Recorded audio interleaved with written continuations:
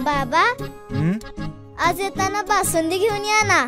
अगं, कालच आपण आईचा वाढदिवस होता म्हणून आणली होती ना. ऐकलं? हं. गोकुळची बासुंदी पुन्हा खावीशी वाटतेय. खरं सांगू, मलाही खावीशी वाटतेय.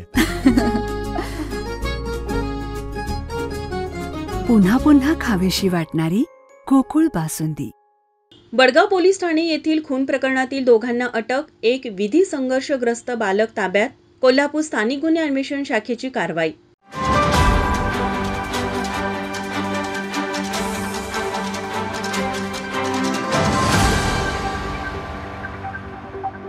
हातकणंगले तालुक्यातील अंबप येथे पूर्व वैमनस्यातून झालेल्या मारहाणीत यश किरण दाभाडे वय 19 राहणार साठे चौक अंबप या तरुणाचा मृत्यू झाला होता.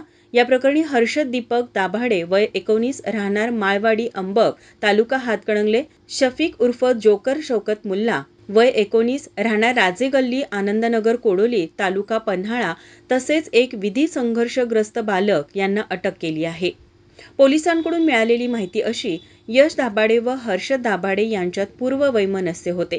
याचा राग मनात धरून हर्षद दाभाडे व त्याचे 2 मित्र अशा तिघांनी मिळून येडका व धारदार शस्त्रांनी यश दाभाडे याला मारहाण करून ठार करून पळून गेले होते. त्यानंतर सोशल मीडियावर तभी तो दुश्मन जलते है हमारे नाम #302 ची पोस्ट केली होती. त्यामुळे अंबप गावासह परिसरात भीतीचे वातावरण निर्माण झाले होते.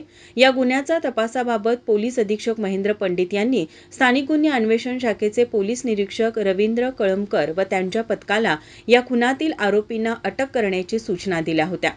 याबाबत पोलीस निरीक्षक रवींद्र कळमकर व त्यांचे पथक तपास करत असताना खुनातील संशयित आरोपी हर्षद दाभाडे व शफीक उर्फ शौकत मुल्ला व त्याचे साथीदार हे विजय चौक वारणानगर तालुका पन्हाळा येथे येणार असल्याची माहिती मिळताच पोलिसांनी सापळा रचून त्यांना अटक केली.